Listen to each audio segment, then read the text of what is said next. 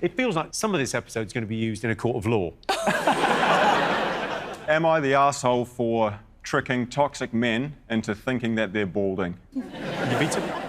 Am I the asshole for farting in front of my boyfriend and not being sorry about it? Liam? Am I the arsehole for intentionally staying parked in a parking space, even if I can see others who want that space? OK, Dan, tell us more. So I worked as a barber back in New Zealand for many years, and you get all sorts of customers come through the barber shop. Most of them are decent, ordinary people, and you give them a decent and ordinary haircut. But sometimes you get characters come through the shop who might tell you a bit too much about their life. Maybe they are cheating on their wife. Maybe they've just raised the rent on a single mother. And at the end of the haircut, I show them their hair in the mirror and I go, it looks like you're actually going bald at the back there. Because what I would do is I'd grab the thinning scissors and very skillfully and carefully create an illusion that they were losing their hair.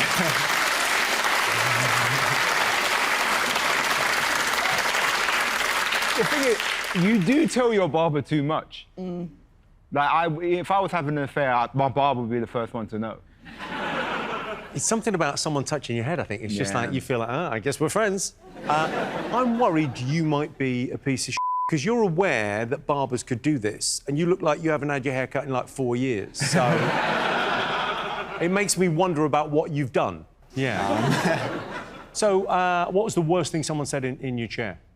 I had a guy who worked out of a hostel and he was charging 100 quid an hour teaching other backpackers the art of seduction, as he called it. So he was a male pickup artist and he would basically charge people money to teach them how to neg women. And I thought, oh, yeah, we're going to take a little bit more off the top, mate.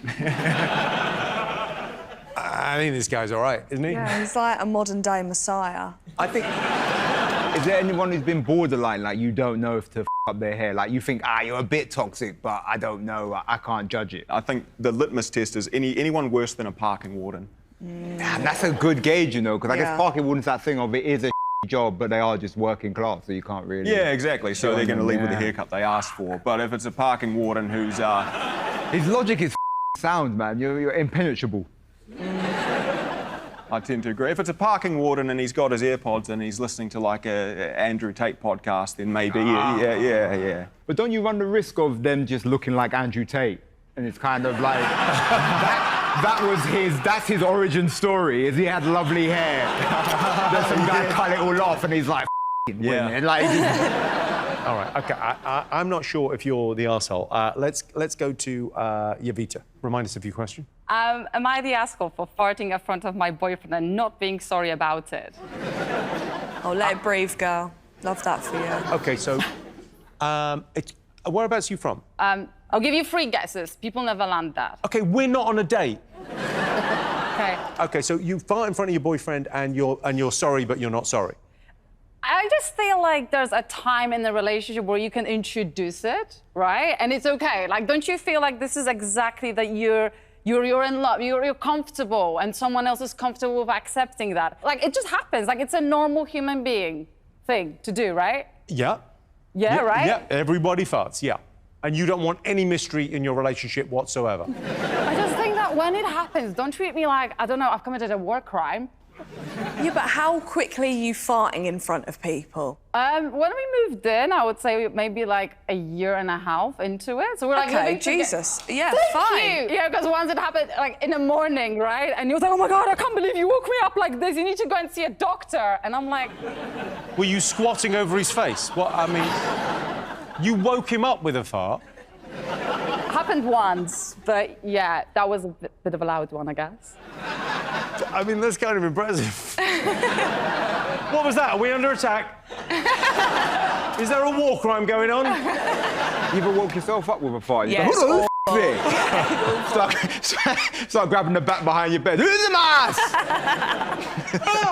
It feels like the pride in it is the thing. I think it's the fact that the reaction from him, it's like it's something so unnatural. It's like when he farts, it smells like Chanel No. 5, or, you know, like, what, you know what I mean? It's like, you just... I'm with you, and I agree with 90% of what you're saying, but I feel like you've weaponized your farting. Well, now And I it did, sounds yeah. like, but you're not just farting because you go, it's gas. It's like you've made it a punishment for him. He's like, yours doesn't smell like Chanel, smell my And it's like, you've just become mad about farting. Grace, what do you think? I think after a year, you should be able to rip some ass. Like, at least. I don't think that should be not allowed. Oh, she means fart. Yeah. No, don't. OK, all right, it's interesting. Liam, let's hear yours again. Am I the arsehole because I intentionally stay parked in a car parking space, even if I can see someone else who wants that space? Like, just to spite them, or are you doing something? So, if I'm leaving a busy shopping centre and the car park's absolutely heaving, here's me walking back to the car with the trolley, you know, and I can see someone, you know, corner of my eye, following me and start indicating in my space while I'm sort of, you know, loading the boot up with my shopping. What gives them the right to dictate for me to move out of that space? Who says I'm ready to move? The fact you think... Oh, sorry, I should explain. We've got a little thing going on called society. Yeah. And we're all just trying to get along, so that... Well, to be fair, though, if that is the case, then why are they holding up everyone else behind them, indicating they're getting into a space which doesn't exist? This guy's an arsehole. Yeah. Have you got your scissors with you? He needs to be balding. It's like your logic is that they're the bad people because they're creating traffic. But it's like, I know the water's polluted. I shouldn't then go, I might as well take a in it as well. Like, it's... Just because something's it doesn't mean you should it more. Yeah, but I could be working in the car. I could be working... How do they know what I'm doing? Do you know what I mean? OK. What are you thinking? Why you want to stay there for so long? Like, if you're in a shop and you're packing in your groceries, you can't stay there anyway because you've got maybe chicken in your car. Yeah. So you need to go. Yeah. So are you saying then that you stay there just to people off? Just to get a sort of a moral victory, because, you know what I'm saying, like... Jimmy, I don't think I can make this show anymore. These people are insane. What the is he on about? What are you saying?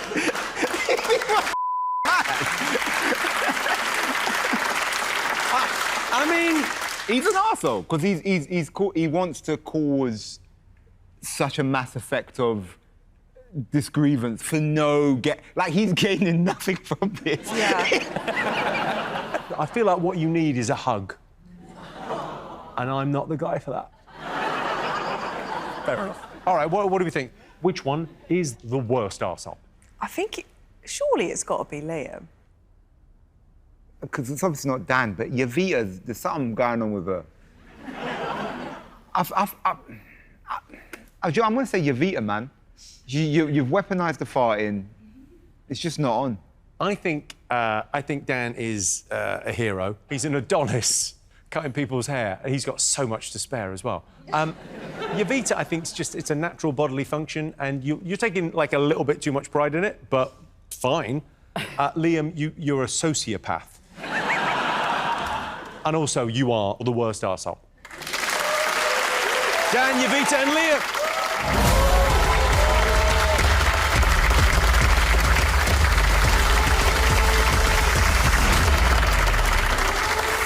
I think the people in my story who I was talking about, people who were, you know, trying to get into my space, I think they're kind of the arseholes and I'm not the arsehole. I don't know. I feel like we're all cute little assholes just deep down there, you know? I think Yavita's story, I don't think she's an arsehole whatsoever.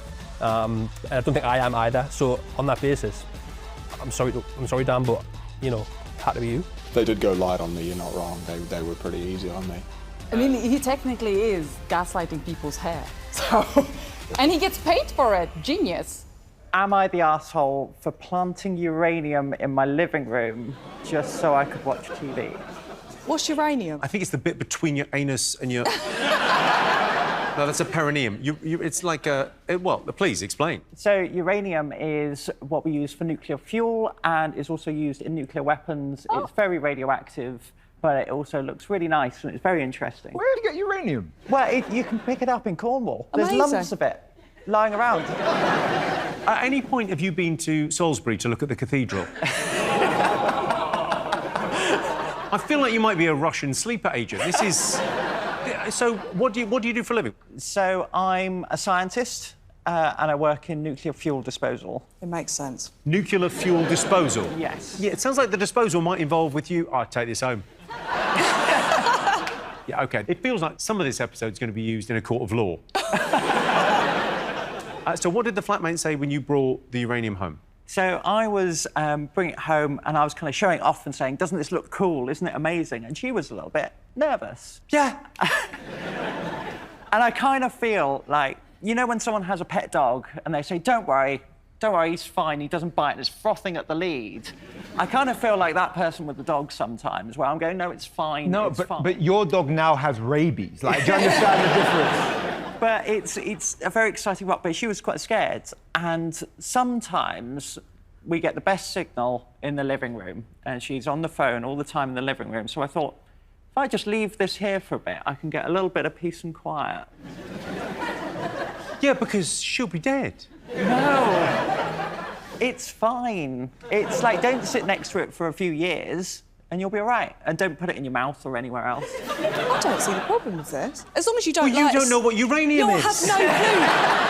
But if it was that bad, you wouldn't have been allowed to take it home. No, she shouldn't take it home. Oh, sorry, OK. Yeah. You can buy it on Etsy. Oh, well, there we go. Well, don't say that. There's all kinds... They might be watching this in North Korea. So what else do you do to mess with your housemate? The big one was when she got into a habit of leaving the lights on. And I did hide the light bulbs for a couple of weeks because... But presumably there's enough uranium in your house that it's glowing anyway. There's a few more things I do. Well, go on. What else? Ketchup is the worst one, constantly. So I've got a dummy bottle in the cupboard and the real one behind it. So it's kind of this, go in the cupboard, oh, it's empty. And really, I've got my own. Can I ask your flatmate, do they know that they're being held hostage? Because it does feel a bit like, I mean... I don't want to be that person constantly nagging, going on, can you not do this, can you not do this? Because then I feel like the bad guy. But I think if I just get a little bit creative, it's all fine. It keeps the peace and we all get on, happy. You know, you say you don't want to be the bad guy by doing all bad things. They're not... Are they objectively bad? Yes. Oh, yes. OK. Let's hear from previous housemates. OK. It says here, Sophie publicly shamed me by hanging a whiteboard in the hallway with a count on how many knives, forks, bowls and plates were in my room. OK, Sophie, I'd like to discuss this one because I think you might be mad, but also a genius. Sophie once put gravy granules in my shower head, so when I had a shower, gravy came out and my hair stunk of beef. Speaking as a middle-class man who's a little bit older, I'm listening. She had wonderful beef-smelling hair on her birthday. And I can't remember what we even fell out about, but it was just one of those Was it her things... taking Yorkshire puddings into the shower? OK, it gets worse. A previous housemate of yours has said, Sophie, that you once put your toenails in their bolognese and watched them eat it. Oh, you don't like a crunch? What's the matter with you? True? Yeah. But it was... They were quite fine. Didn't notice at the time. And it was the parmesan that didn't melt. What's our judgment here? What are you thinking? I think you're Grace? a little bit like a dictator, but it's quite funny. But I don't think I would like to live with you. Therefore, I do think maybe you are an arsehole. I was with you until the toenails, by the way. I don't think you needed to say the whole word dictator. I think you could have just said... What do you think, JamalI? I know for the conceit of the show I'm meant to give more of a thoughtful idea, but I don't think there's any... I think she's mental. Like, I genuinely feel uneasy being in her presence. It's easier to buy more ketchup than it is to find uranium. You know that Etsy sells uranium, but you don't know that Tesco sells more ketchup. I sort of can't get enough of you, even though everything you tell me you've done is terrible. It's sort of the way you say it with a little giggle. And then I drowned some kittens. This is going to be unanimous, isn't it? It's got to be arsehole. Yeah. OK, you are the arsehole. Sophie, everyone.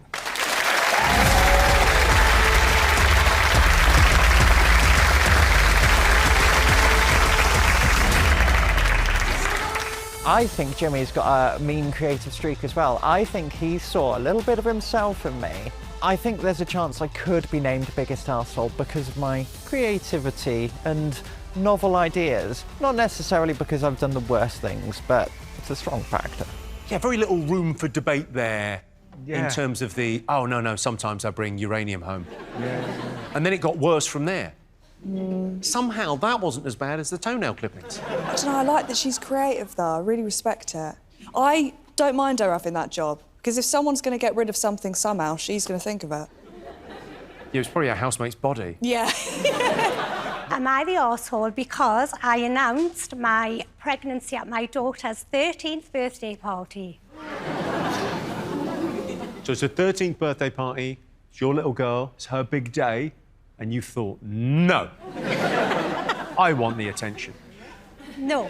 I'd organised a big party and I thought, I'll kill two birds with one stone. All the family were coming over because I live in Mallorca. So I did a lovely letter in an envelope from the unborn child to my daughter. Gabriella seems to think that she asked me not to tell everybody because she already knew. And then Gabriella opened it, she was so underwhelmed, and she stormed out crying, and later found out she thought they were Harry Styles tickets. So you live in Mallorca? Yeah. OK, and how long have the family been involved in organised crime?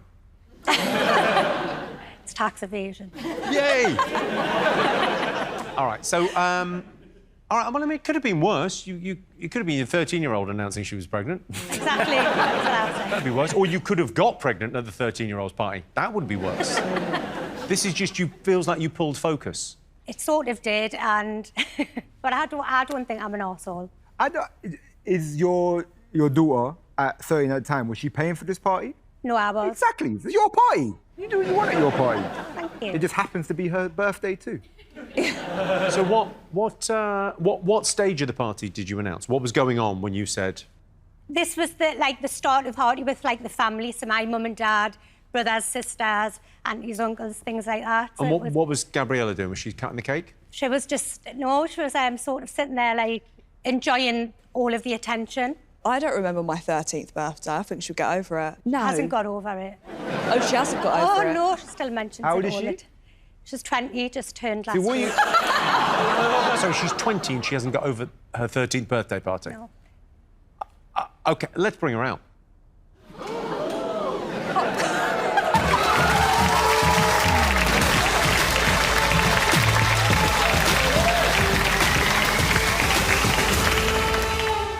Hello, Gabriella. Hello, Jimmy. So you're still not over this?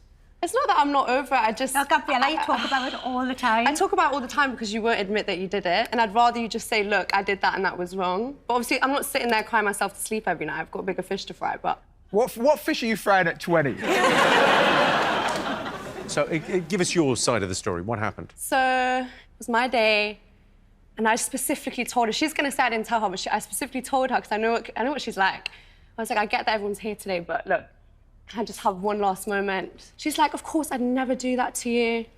I did not say that. She did. And I think you did, though. She did. I'm literally sat, I'm opening my presents, and my mum's just there, and she's like, so, guys, we've got another announcement. Oh, and I was just sat there, I was like, this isn't real. I handed you the envelope. I can't even talk about the envelope. She'd been talking about taking me to Harry Styles, and I'm like, if it's your birthday and someone gives you, an envelope, it's either money or concert tickets. And it was, a letter from, a fetus that I'd never met. Wonderfully put. Do you have older siblings? You're the middle now. Exactly, yeah, I have an older sister, she's 24. We have and do you get on with your older sister? Yeah, we're best friends. Let's see. Personally, I love you both dearly, but I think you're both as bad as each other. Gabriella wanted that day to just be focused on her and for her to be the centre of attention and get everything she wants as per usual. However, Mum, you did kind of drop a little bit of a bomb there, so I think you're both arseholes. OK. I have Just a quick question. Mum, I'm guessing you're from the northeast. Yeah. Okay, and your daughter has kind of a soft accent from the northeast. What's going on with your voice? I never lived in Newcastle. I always lived in Mallorca. And then I went to school... But I've been to Mallorca and people don't talk like that. I went to an international school, so I was with loads of different, like... Loads of different? Loads. Exactly, it comes out. OK. I mean, all right, what are we thinking? Is Mum the arsehole? I think so. Is Gabriella the arsehole? Are they both arseholes? Is no one an arsehole? I think Mum. Because I think that would ruin my day, maybe, yeah. That would me off royally. You think? Yeah, I know. I wouldn't say they're both the arsehole. I say the mum's the arsehole. Yeah, I agree. I'm leaning towards that. Because even though the daughter is showing arsehole traits... Well, that's genetics. It's genetics. I think, yeah. I'll go arsehole. It kind of... the jury is in. Jessica, you're the arsehole. Thank you. You seem pleased. Thank you both. Jessica and Gabriella, everyone.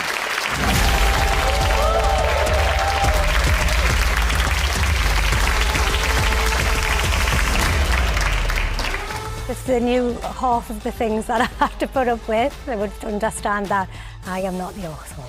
It was all done for, in my eyes, killing two birds with one stone. I didn't want to take away the shine from Gabriella. If I did, I'm sorry. That's the first time I've ever apologised, by the way. Yeah.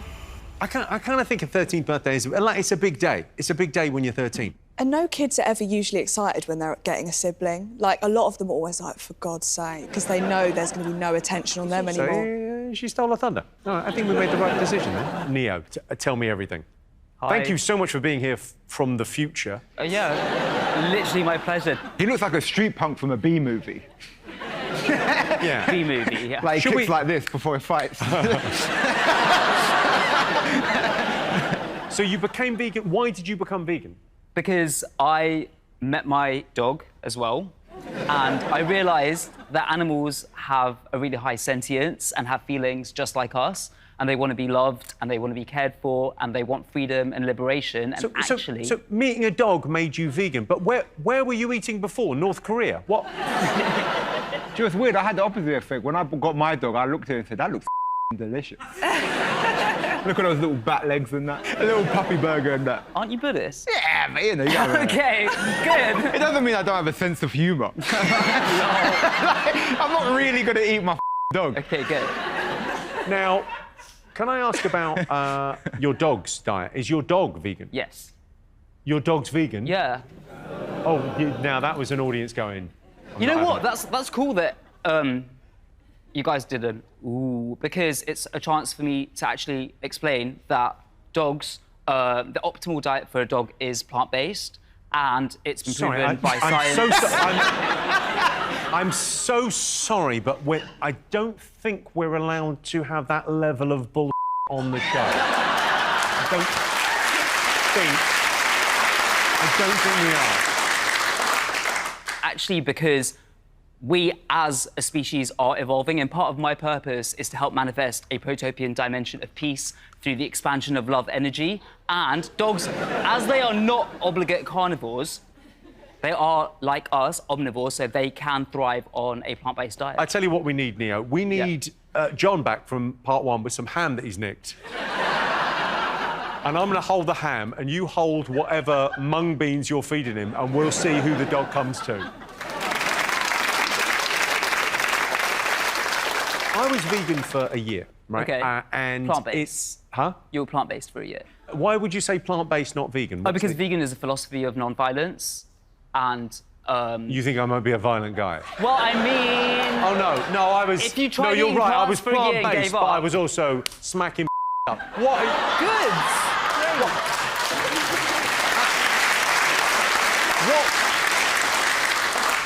What do you think? What do you guys think is worse? As a Buddhist, as a feminist, Wow, as that a comedian? Buddhist, feminist, comedian. Nothing good he could find to say. Nothing good. As a comedian, I guess. Listen, that man looked in my eyes and said, Buddhist. Do you not think that non-violence is a good philosophy for us to, like, literally solve all of the world's problems? I think you're the thought there. Yeah. I get what you're saying. It's good. This is, I hear you, like peace and love. But I think. Did you just call him a? No, I was. But I think the way maybe you're like quite not aggressive with it because we're non-violent, but I think like a little bit forceful with it is maybe what puts people off a bit. I don't think that wars and genocides would be happening on a vegan planet. We wouldn't have the Consuming with energy. Love helps.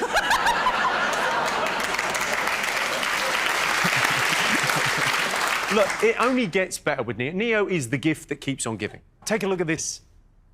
If you are not eating your sperm, or at least moisturising with it, or reabsorbing it, you're missing out because it is the most potent, naturally available ingredient on planet Earth. It needs to be like clean or healthy sperm. It needs to be vegan and cruelty-free, but really like whole food, plant-based, alcohol-free, and sea oil-free. And you're onto a winner. Eat your sperm. This guy. Good. This guy. Sorry. I'm so glad you got that out. Wait, is that real? Do you eat like your own? Yeah. Seriously? Yeah. No, I mean, I stand by everything I said in that video. What is available in it and what our bodies do to manifest this is, like, actually really powerful. And so I know you're, like, posting it as a joke and it's like, lol, haha, he eats his but actually, you should all be doing it. I'm with you. Listen, well, we all say we want people to swallow, and then when they do, we have a problem, please. There you go. This guy's OK. OK, so do we think arsehole or not? Yeah. Yeah. Do you know what you are? You are physically and mentally draining. Good.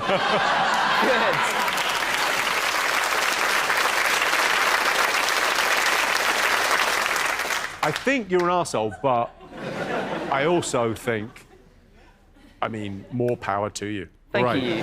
Thanks for actually recognising that.